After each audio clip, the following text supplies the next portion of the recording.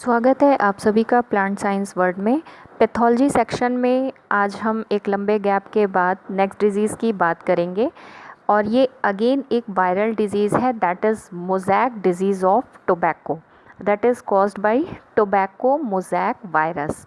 लेकिन जो mosaic disease हम पढ़ते हैं वो टोबैको के अलावा मोस्ट कॉमनली जो हम पढ़ते हैं दैट इज़ इन टोमेटो या सोलेनेसी फैमिली के प्लांट में पढ़ते हैं। एज वी ऑल नो कि वायरल डिजीज़ बहुत ही तेज़ी से स्प्रेड करती है और ये बहुत तेज़ी से अपने नंबर को इंक्रीज़ करते हैं।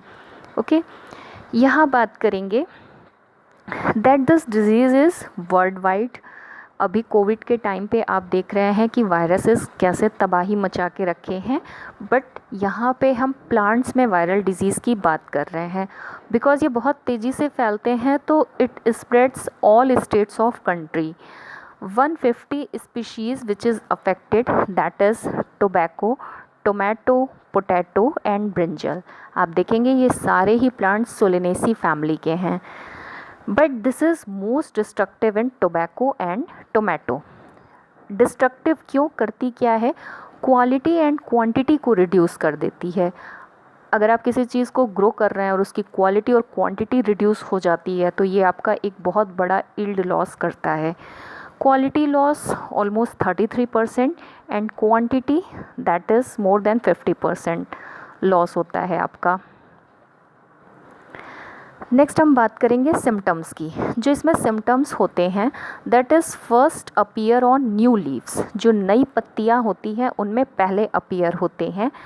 मॉटलिंग, मॉटलिंग का मीन्स है लीव्स पे जो स्पॉट्स पाए जाते हैं, मरून या ब्राउन कलर के स्पॉट्स लीव्स पे बन जाते हैं, उसको टर्म देते हैं mottling. Greening and yellowing of leaves, हरी होती हैं और फिर वो येलो कर जाती हैं दैट पर्टिकुलर लीफ। जो ग्रीन पार्ट होता है that shows normal growth of leaf and जब येलोइंग होने लगती है तो उसकी ग्रोथ स्टॉप हो जाती है। रिज़ल्ट क्या होता है, जो ग्रीन पार्ट्स होते हैं वो पिट्स बनाते हैं। पिट्स का मतलब है कि उभार की तरह कुछ उभरा सा बनता है और फिर वहाँ पे होल जैसा छेद बन जाता है। If infection in early stage, अगर अर्ली स्टेज में इन्फेक्शन होता है तो जो लीव्स होती हैं वो साइड से कर्ल कर जाती हैं या ट्विस्ट कर जाती हैं। ओल्ड लीव्स जो होती हैं उनके येलो पार्ट्स ब्राउन हो जाते हैं और इसके अलावा पॉलेंस में भी पार्शियल स्टेरिलिटी आ जाती है। डायग्राम में आप देख सकते हैं यहाँ पे लीव्स में देखिए साइड से कर्लिंग कर जाती है, डिस्टॉर्ट होने लगती है। उसके अलावा ये ब्राउन ब्राउन पैचेस और येलोइंग होने लगती है। ये आपका टोबैको का प्लांट है। टोबैको आपको पता होना चाहिए जहाँ ग्रो करते हैं इसका जो मोस्ट कॉमनली यूज्ड पार्ट होता है वो लीफ ही होता है।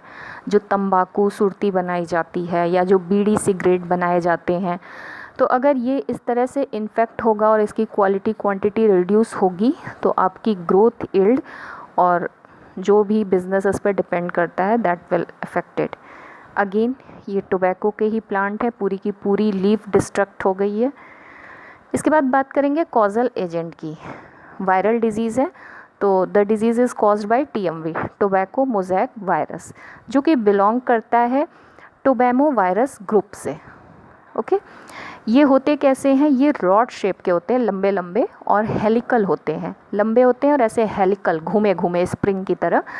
इसमें centrally located single standard RNA होता है। ज़्यादातर ऐसा नहीं है कि वायरस में डबल स्टैंडर्ड नहीं होता, बट मैक्सिमम में आप देखेंगे कि सिंगल स्टैंडर्ड RNA यही प्रॉब्लम क्रिएट करता है वायरस के केस में। अभी जो हमारा कोविड का भी है that is also single standard RNA।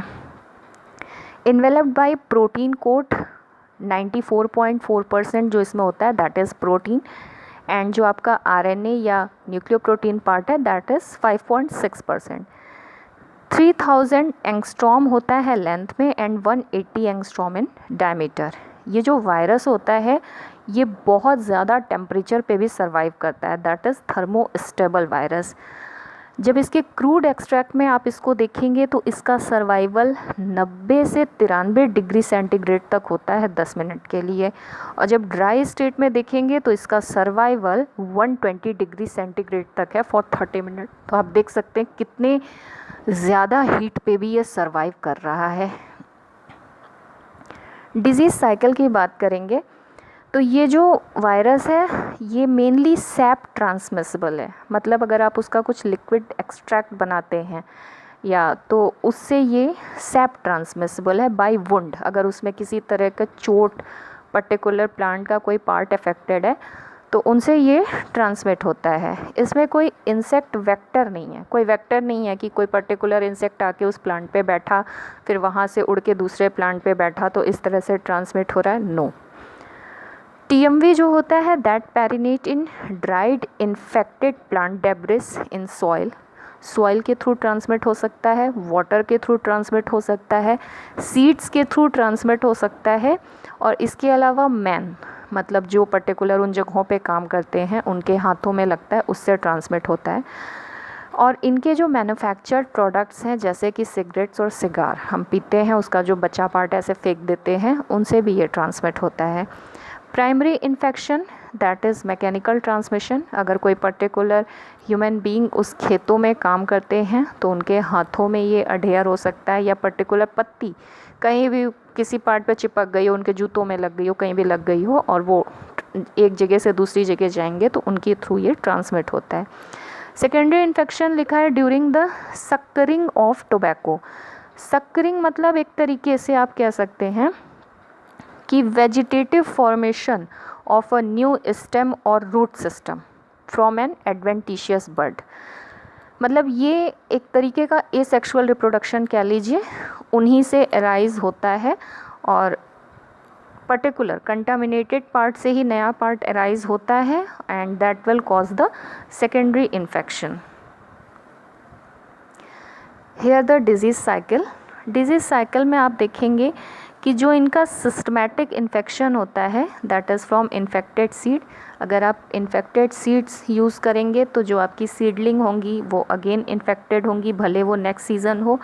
फिर इन्फेक्शन होगा लीफ में और वैस्कुलर टिश्यू में। देखिए ये फिर पर्टिकुलर लीफ में उस तरीके के लेसन्स डेवलप होंगे।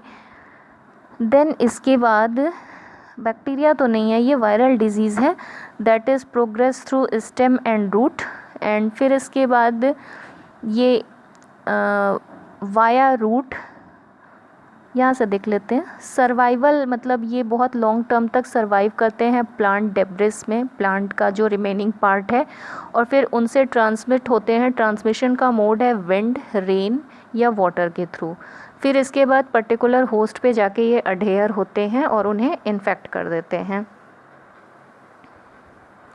नेक्स्ट हम TMV की बात कर लेंगे। TMV की बात हुई थी कि रॉड शेप्ड होते हैं, ये रॉड शेप्ड इनका जो माइक्रोस्कोपिक व्यू है। इसके अलावा आप जानते हैं कि न्यूक्लियो प्रोटीन होते हैं, तो सिंगल स्टैंडर्ड RNA इनका जीनोमिक कॉन्स्टिट्यूशन है। उसके अलावा जो प्रोटीन है वो स्पाइरल होता है, दैट इज़ शोन हियर।